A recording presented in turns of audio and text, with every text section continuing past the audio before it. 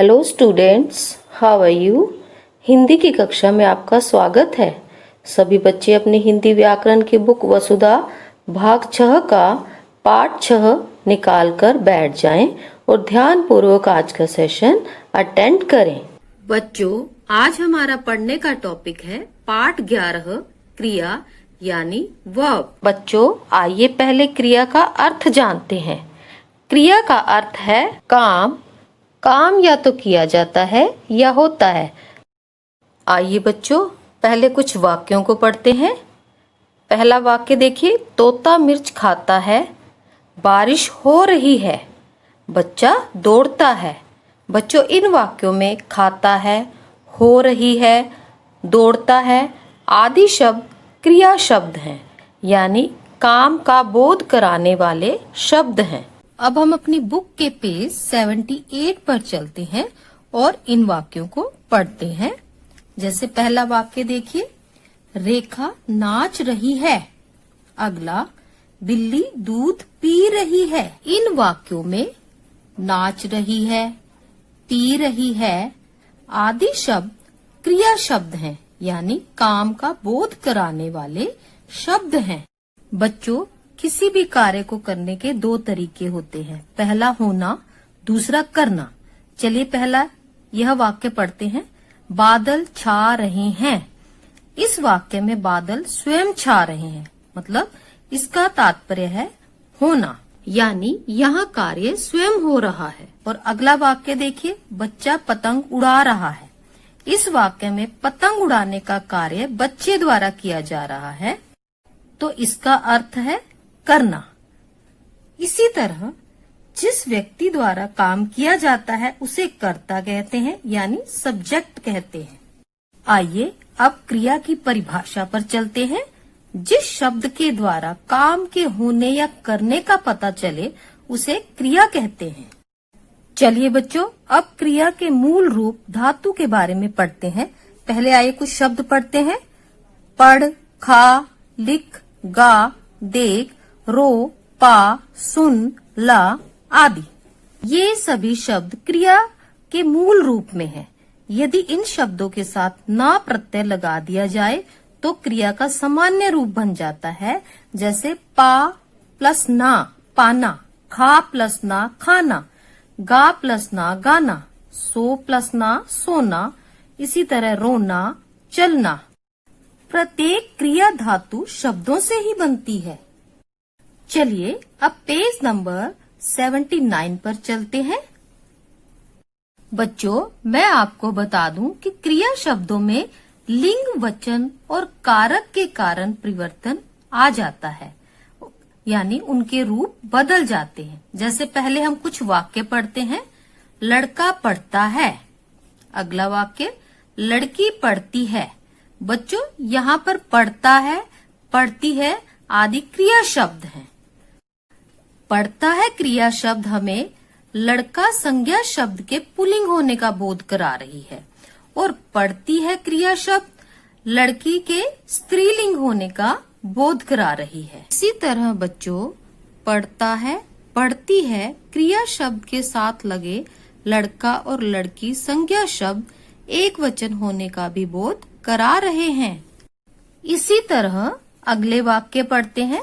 लड़के पढ़ते हैं, लड़कियां पढ़ती हैं।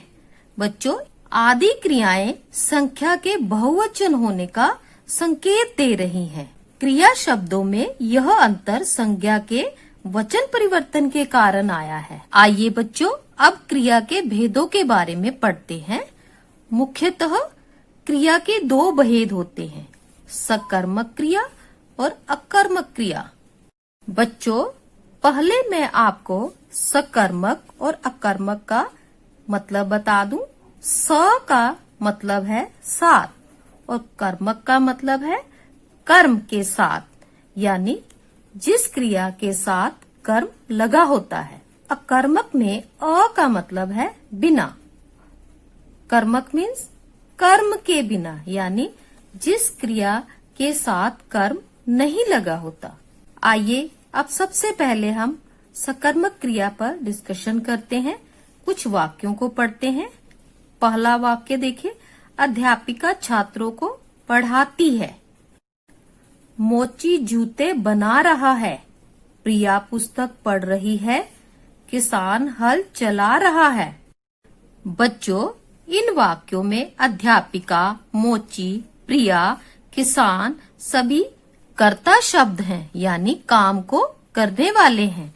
और पढ़ाती है, बना रहा है, पढ़ रही है, चला रहा है आदि क्रिया शब्द हैं। और क्रिया शब्दों के साथ लगे छात्रों को जूते, पुस्तक, हल आदि कर्म लगा हुआ है, तो इसलिए यह सकर्मक क्रिया है। आइए अब सकर्मक क्रिया की परिभाषा को पढ़ते हैं। जिस क्रिया में कर्म की आवश्यकता होती है, यानी जिस क्रिया के साथ उसका कर्म लगा होता है, उसे सकर्मक क्रिया कहते हैं। बच्चों, सकर्मक क्रिया के भी आगे दो उपभेद होते हैं। पहला एक कर्मक क्रिया, दूसरा द्विकर्मक क्रिया। इन पर हम एक एक करके चर्चा करेंगे। पहला उपभेद पढ़ते हैं, एक कर्मक क्रिया। पहले कुछ वाक्य पढ़ते हैं। माँ खाना बना रही है, अनुपमा चूड़ियां लाई है। इन वाक्यों में देखिए, बना रही है, लाई है क्रिया शब्द हैं, और माँ और अनुपमा यहाँ पर कर्ता शब्द हैं, यानी काम को करने वाले हैं। तो माँ क्या बना रही है? माँ खाना बना रही है। अनुपमा क्या लाई है? अनुपमा चूड़ियां लाई है। तो यहाँ पर बच्चों खाना और चूड़ियां जो है कर्म के रूप में आए हैं, अर्थात जिन क्रियाओं के साथ एक एक ही कर्म लगा होता है। आइए अब इसकी परिभाषा पढ़ते हैं। जिन क्रियाओं में एक ही कर्म होता है या जिन क्रियाओं के साथ एक ही कर्म लगा हो, वे एक कर्मक क्रियाएं कहलाती हैं। अगला उपभेद देखिए, द्विकर्मक क्रिया। पहले कुछ वाक्य पढ़ते हैं। रीना ने सोनाली को उपहार दिया, विद्या ने गाय को रोटी खिलाई। तो बच्चों, रीना ने क्या दिया? उपहार। और किसको दिया? सोनाली को। इसी तरह विद्या ने क्या खिलाई? रोटी। और किसको खिलाई? गाय को। तो आप देख रहे हो, तो क्रियाओं के साथ साथ दो दो कर्म लगे हुए हैं। जैसे पहले वाक्य में दो कर्म सोनाली तथा उपहार हैं, और दूसरे वाक्य में दो कर्म गाय तथा रोटी लगे हुए हैं। अतः ये द्विकर्मक क्रियाएं हैं।